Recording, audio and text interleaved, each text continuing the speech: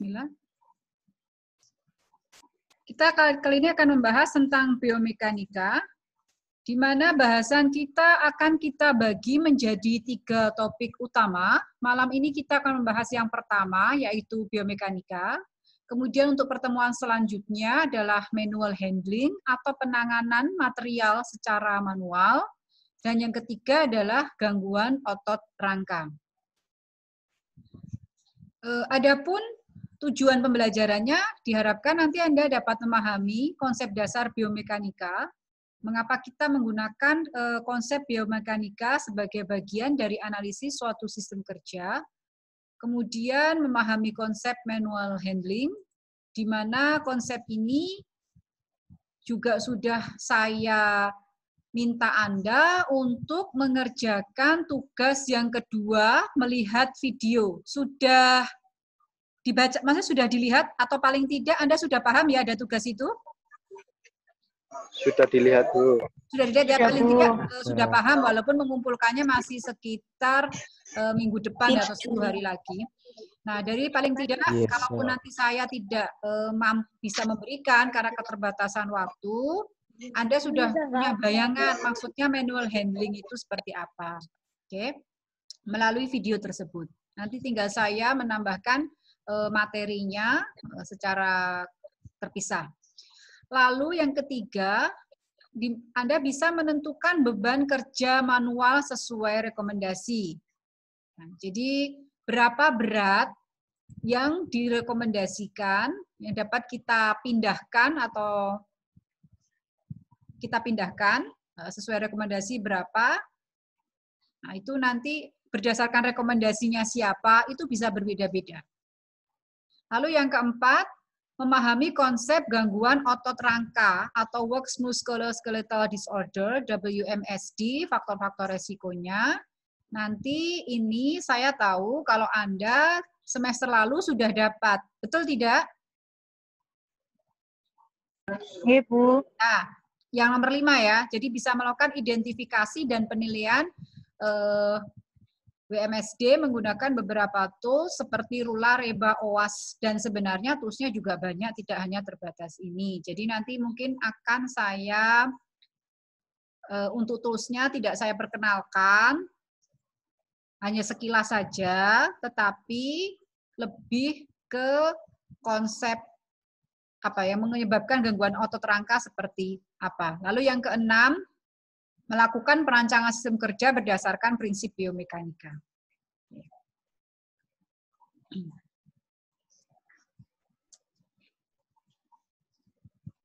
Nah, yang akan kita bahas pada malam ini ada cukup banyak sebenarnya, tapi tidak semua akan saya berikan, hanya sebagian.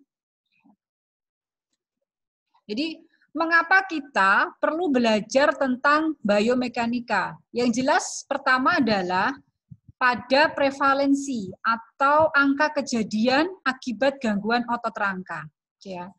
Pada tahun 2019 di seluruh dunia, di tiap negara, itu angkanya bervariasi ya, antara 20 sampai 33%. Kalau di Amerika juga cukup banyak, dan di Indonesia ini saya kira sebenarnya sangat banyak. Tetapi mungkin kita tidak punya data yang spesifik ya. Hanya pada sekitar tahun 2013, saya agak lupa ini risetnya kapan, tapi bukan dalam 2 tahun terakhir ini, data di Indonesia itu kalau untuk kategori gangguan kesehatan, jadi orang-orang yang menderita gangguan kesehatan yang diakibatkan oleh pekerjaannya yang tertinggi adalah pada gangguan otot rangka atau musculoskeletal disorder. Ya. Sehingga yang paling umum di kita adalah nyeri pinggang atau low back pain, kemudian upper extremity, saya belum menemukan dalam bahasa Indonesianya apa ya, yang jelas dia menimpa pada tangan, kemudian jari-jari, wrist, arm, and shoulders. Paling gampang itu kalau Anda kalau Anda terlalu lama memegang handphone, kayak seperti saya ini, mulai terjadilah namanya sedikit kumulatif trauma disorder, tiba-tiba di pinggang di lengan sebelah kanan atau kadang-kadang di jari itu pernah sampai 3 hari nyeri ya, nyeri. Itu akibat termasuk bagian dari gangguan otot rangka. Nah, untuk menganalisisnya ini kita butuh ilmu. Ilmunya apa? Disebut dengan biomechanics atau analisis biomekanika. Di mana dari kata bio artinya makhluk hidup, mechanical artinya gerakan. Jadi, bagaimana kita menganalisis menggunakan hukum fisika dan konsep engineering atau teknik dalam pelajari aspek dari tubuh manusia, gerakannya. Anda bergerak, Anda mengangkat, Anda berjalan, kemudian bagaimana kita melakukan suatu gerakan, itu nanti akan dipelajari dari hukum fisika dan dari segi tekniknya. Sehingga ini memerlukan multidisiplin keilmuan. Makanya Anda di teknik industri dulu, manfaatnya apa Anda belajar fisika? Anda dapat mekanika teknik berapa semester?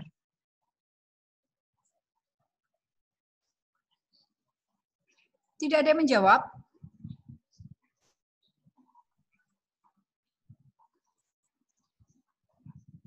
Halo?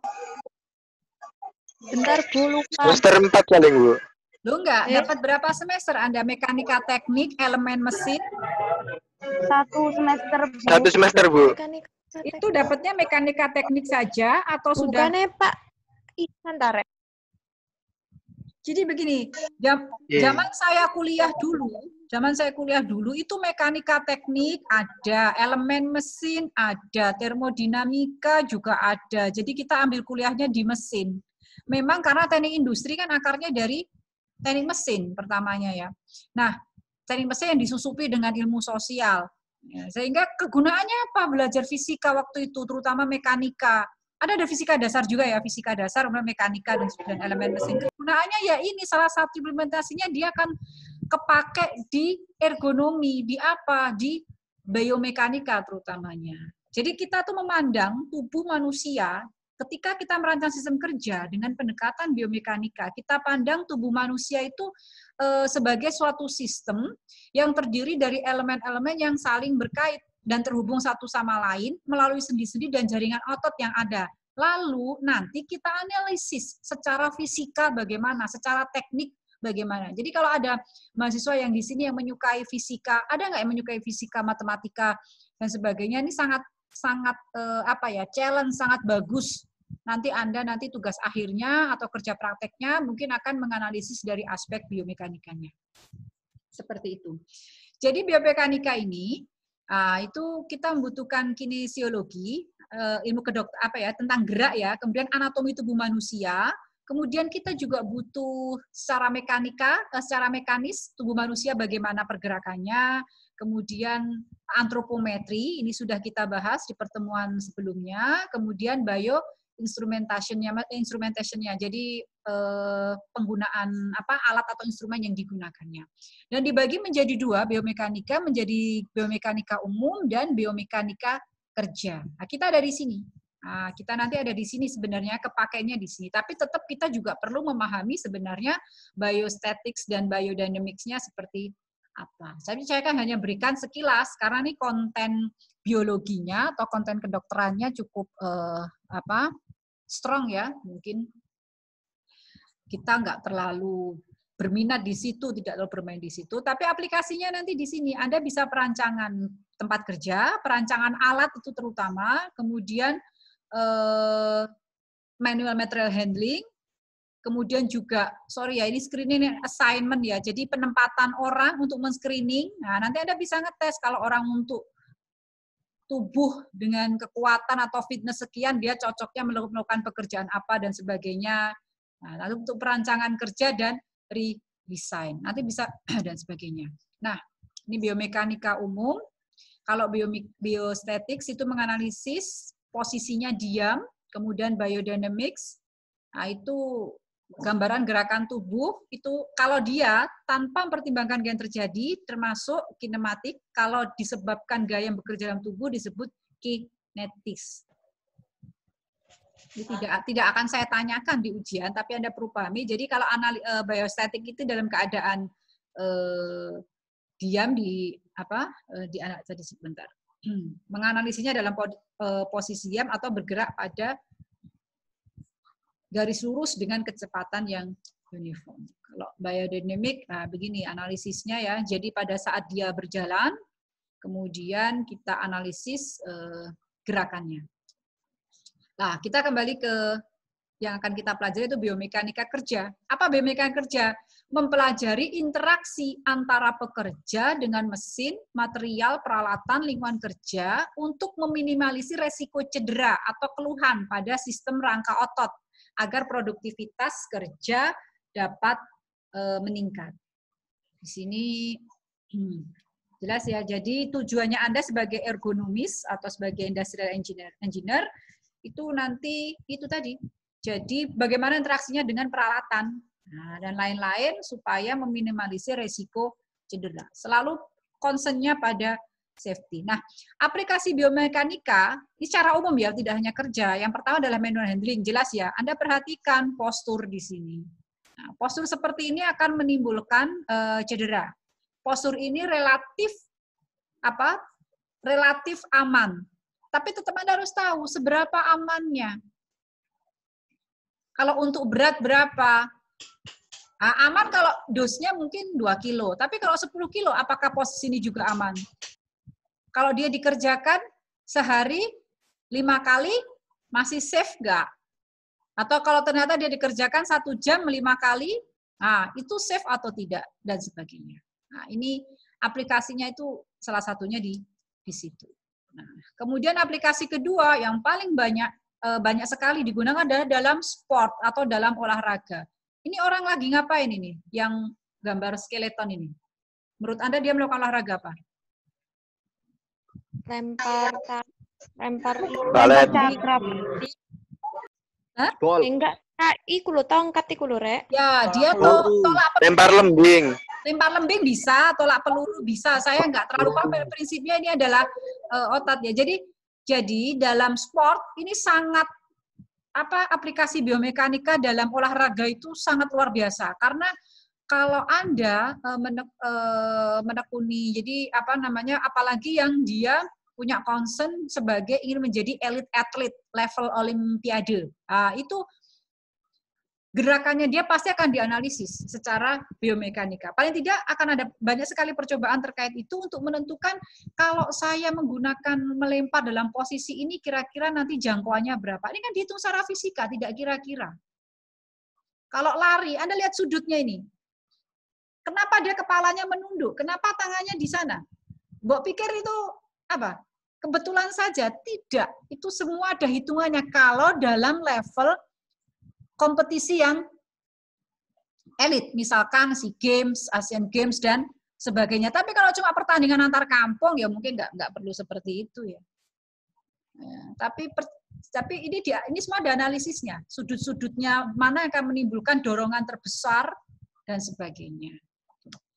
Lalu di rumah sakit ini juga ya patient handling penanganan pasien. Saya nggak tahu di rumah sakit di Indonesia sudah ada seperti ini, tapi kalau di Barat mengangkut pasien tidak digendong-gendong lagi, jadi ada alat ini untuk memindahkan pasien secara lebih mudah atau ada alat bantu seperti ini. Jadi salah satunya ya adalah patient. Karena apa? Karena kalau dia salah satu, yang jelas pasiennya bisa bertambah parah, ya kan? Yang kedua juga beresiko kepada perawatnya atau tenaga medisnya. Nah, untuk itu kita perlu memahami sistem kerangka otot, otot rangka, muskuloskeletal. Muskulo artinya otot, skeletal artinya otot rangka. Sistem muskuloskeletal terdiri atas tulang rangka, sendi, konektif tisus atau jaringan ikat serta otot. Tidak untuk dihafalkan, tapi cukup dipahami bahwa tubuh manusia itu nanti bisa kita kita hitung secara fisikanya seperti apa saat kita melakukan analisis biomekanika. Kita perlu paham dulu tubuhnya terdiri dari misalnya tulang rangka. Yang paling sering ditinjau adalah di tulang rangka. Waktu pelajaran biologi SD, Anda masih ingat nggak? Makhluk hidup dibagi menjadi bertulang belakang dan vertebrata dan vertebrata. Vertebrata dan invertebrata. vertebrata. Vertebrata artinya tulang belakang ya, si spine ini. Nah, tulang belakang pada manusia itu dibagi menjadi cervix, thoracic, lumbar, sakral, dan coccygeal. Concern kita di sini, di lumbar dan sakral. Anda pegang aja apa bahasa Jawanya boyok. Pinggang ya, pinggang yang belakang itu yang rentan kan, tinjaunya di sini. Nah, jadi fokus kita nanti biasanya umumnya di lumbar dan sacrum. Dalam kegiatan banyak manual, karena kan paling banyak di sini yang saya garis merah ini ya. Pada L5 dan S1. Jadi spine, rangka ini akan dibagi menjadi lumbar itu berarti L-nya, S-nya sakral. Nah, sakral itu dari 1 sampai 5, lumbar itu dari 1 sampai 12. Nah, sering terjadi resiko paling banyak low back pain atau tulang belakang, kadang ada yang bilang saraf kejepit. Sering tidak Anda dengar istilah seperti itu? Oh iya, sarafnya kejepit. Itu kan bagian dari low back pain. Habis ngangkat sesuatu, kecepit misalnya dan sebagainya. Itu biasanya terjadi di mana? L5 antara L5 S1. L5 mana? L5 di sini ya. S1 di sini nih. S1-nya kan ini kan hadap samping, ini hadap belakang. Jadi di sini ini dibagi 5. Di sini. 5 dan daerah sini. Yes, Anda pegang boyoknya Anda itu aja, pinggang yang bagian belakang. Kemudian yang kedua, bagian dari muskuloskeletal adalah jaringan ikat. Tidak perlu dihafalkan, perlu diketahui ya bahwa ini namanya tendon, ini bursa, kemudian ligamen. Perlu mengetahui ini karena nanti cedera-cederanya terjadi di sini. Misalkan nih tendon ini bursa apa, ligamen, jaringan penghubung antar tulang itu ligamen, cartilage, surang rawang, itu tempat menempelnya otot dan memungkinkan tubuh mempertahankan sikap dan kondisi. Fasia, jaringan penyambung. Ini saya cedera, makanya saya nggak suka lari. Karena 2 kali saya lari, saya cedera namanya plantar fasia. Kalau cedera sudah terjadi 2 kali, yang pertama tuh sembuh setelah 5 bulan, yang kedua sembuh setelah 8 bulan. Bukan berarti nggak bisa jalan, saya bisa jalan, tapi kalau bangun tidur itu kaki sangat sakit. Sakit, tapi nanti dipakai jalan sebentar sudah pulih. Begitu saya diam agak lama, jalan lagi sakit. Jadi saya punya cedera di plantar fasia, makanya saya nggak suka lari, salah satunya mudah cedera di sini. Biasanya ini disebabkan banyak ya, mungkin karena posisi berlarinya tidak pas, pemilihan sepatu tidak pas, atau karena tipe kaki-kaki tertentu. Berhubung saya bukan atlet ya tidak saya pelajari. Itu. Oke. Nah, kemudian sendi ya. Nah, ini pelajaran waktu, saya tidak tahu Anda belajar tentang sendi kapan, tapi sendi adalah hubungan antar tulang sehingga tulang mampu digerakkan. Nanti akan dibagi-bagi menjadi berdasarkan sifat, apakah dia sendi mati, sendi kaku, sendi gerak, kemudian berdasarkan fungsi, apakah fibrous, cartilaginous, atau sinovial. Nah, ini kalau fibrous tidak bisa digerakkan. Jadi sebenarnya otot rangka tengkorak kita itu ada sendinya, tapi nggak bisa digerakkan sama sekali karena jarak antar tulangnya sangat besar, sangat dekat. Kemudian ini agak bisa digerakkan, misalnya tulang iga, kemudian ini bebas digerakkan. Anda gerakkan tangan, lengan, naik turun dan sebagainya itu ada sendinya. Kemudian lutut. Nah, ini sendi yang keempat berdasarkan gerakannya. Ini yang saya kenal dulu yang ini, yang pelajaran yang saya ingat itu ini ya, ada sendi putar, sendi peluru, ini contoh-contohnya ya. Kemudian sendi engsel, ini berarti di lengan atas dengan lengan bawah, ini namanya sendi engsel. Kemudian di kaki, ini sendi geser, kemudian antara lengan bawah dengan telapak dengan tangan, ini disebut sendi gulung. Ini contoh-contohnya saja ya. Kemudian sendi peluru, dan sebagainya, dan sendi pelana. Lalu otot. Otot ini ya Anda sekali lagi tidak perlu dipahami sampai ke detailnya. Ini bagian-bagian dari otot. Penggerak otot utama dalam tubuh manusia adalah otot, atau sering disebut sebagai alat gerak aktif. Dan manusia memiliki sekitar 400 otot. Dia juga mengkonsumsi 50% metabolisme tubuh. Kemudian otot ini gunanya apa? Nah, ini Anda bisa membaca sendiri. Lalu kontraksi otot. Ini ada 3 macam ya. Kita kalau ini memang sedikit agak perlu paham, karena begini, ketika nanti Anda menganalisis manual handling, Anda perhatikan dia ngangkat posisinya, itu dia dinamis, maksudnya segera dipindahkan, atau kadang ditahan dulu. Kalau ditahan itu berarti bisa ditahan sebentar, misalkan tidak ada, kalau ditahan itu bisa jadi isometrik ya. Jadi ketika mengangkat, kemudian jeda sejenak, karena misalnya menunggu antrian, nah dia sejenak sambil mengangkat, ini juga perlu kita, dalam keadaan isometrik, itu beban yang boleh diangkat berapa kilo, kemudian posisinya bagaimana, seperti itu. Lalu kalau konsentrik atau isotonik, ototnya memendek saat kontraksi, jadi ini konsentrik ya, kalau kita menggunakan dumbbell, ini Anda lihat, ini kan memendek. Nah, ini memendek untuk diangkat, ini kan namanya gerakan bicep curls. Jadi ketika dumbbellnya diangkat, dihadapkan ke kita, itu namanya kontraksi konsentrik. Kemudian kalau kita kembalikan, dia memanjang, itu namanya eksentrik. Kalau kita tahan diam, namanya isometrik. Ini contoh yang lebih jelasnya ya, sama ya. Kemudian itu. Nah, lalu kita juga perlu memahami namanya metabolisme aerobik dan anaerobik. Jadi ini adalah apa yang terjadi pada otot kalau kita sedang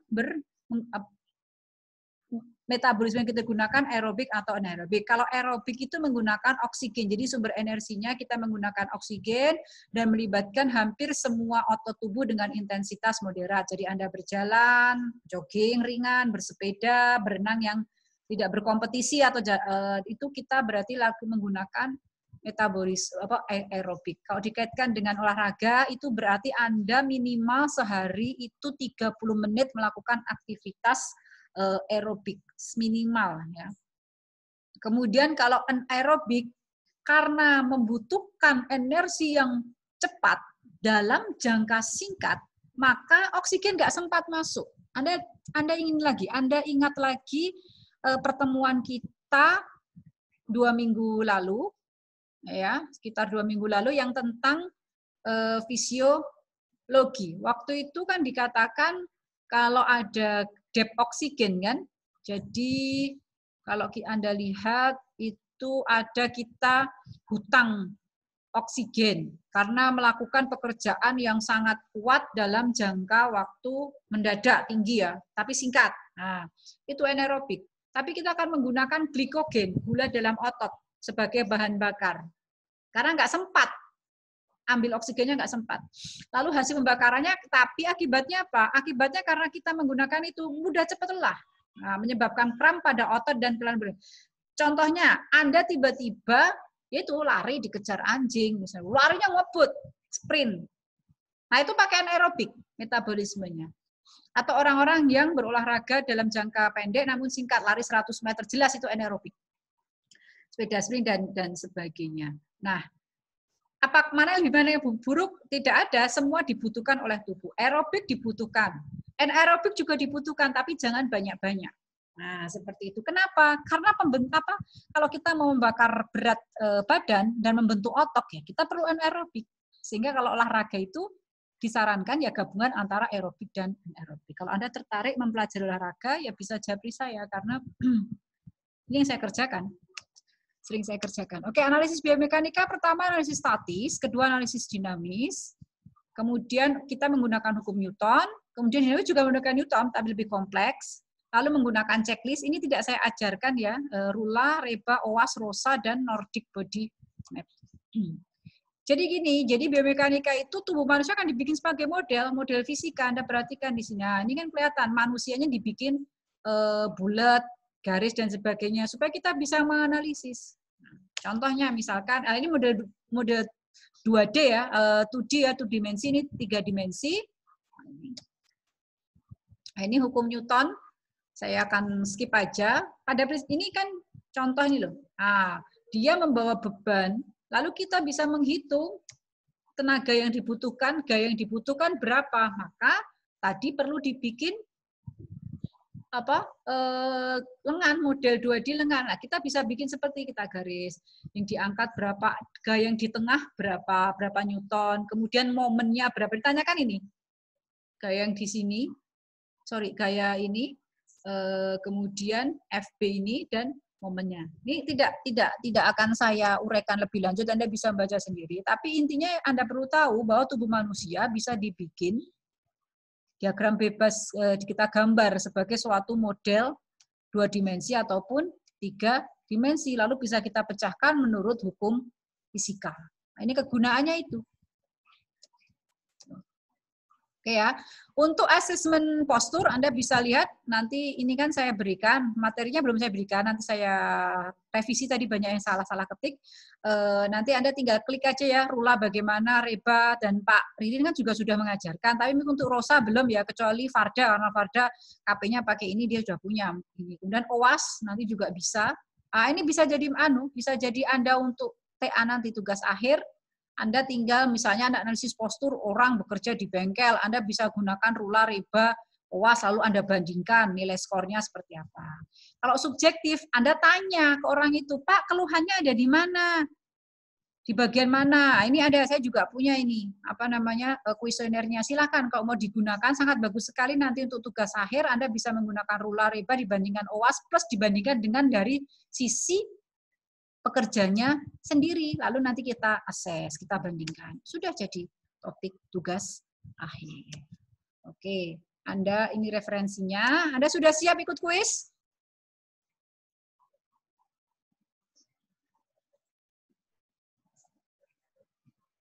Gimana?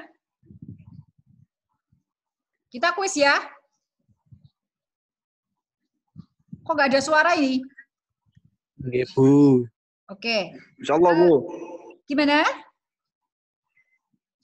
Ini mau saya matikan Zoom-nya. Nanti saya akan masuk sekitar 15 menit lagi dengan kuis. Siapkan kertas ya. Nanti segera dikumpulkan malam ini juga. Nanti masuk lagi ke kelas. Oke? Waktu kuisnya setengah jam. Saya akhiri. Nanti masuk kelas Linknya nggak dibagi, Bu. Gimana?